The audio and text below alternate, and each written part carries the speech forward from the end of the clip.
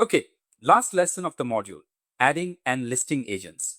2 commands, a few configuration patterns. That honestly is the whole lesson. Nice and short.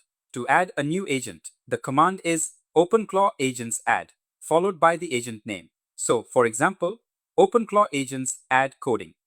The gateway creates the workspace folder. It seeds the bootstrap files, and it adds an entry to the agents.list array in your configuration. All in one shot. The seeded files start as templates. You will edit them yourself to author the actual persona and rules. The starting templates are reasonable, but they are generic. Replace them with your own content. That is the whole point. To list agents, the command is OpenClaw config get agents.list. That prints the array of agent entries from the configuration. Each entry shows the agent identifier, the model assignment, any per agent overrides, and so on. Now, a minimal agents block in the configuration file looks like this. Under the agents key, you have a defaults subkey with shared settings and a list subkey with one entry per agent. The defaults section, workspace path, model assignments, primary and fallbacks. Skills the agent should inherit.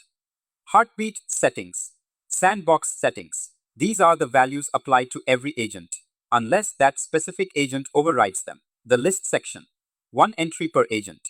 Each entry has at minimum the agent identifier. It can also have its own model assignments, its own skills list, group chat mention patterns, sandbox overrides, and so on. A practical note, and this one is important, per agent skills lists fully replace the defaults. They do not merge. So, if your defaults include skills like GitHub and weather, and your coding agent entry has skills equal to docs-search, then the coding agent gets only docs-search. It does not get GitHub plus weather plus docs-search. If you want all three, you list all three on the coding agent entry.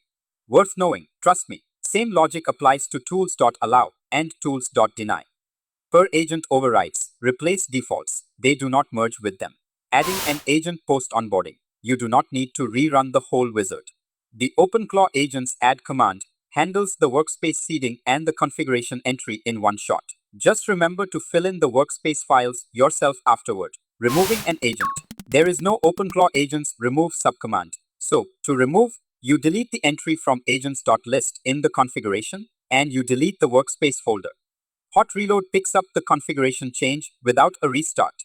Alright, that closes module 4. In the next module, we look at multi-agent routing. How messages from a given chat surface get assigned to a specific agent. See you in the next one.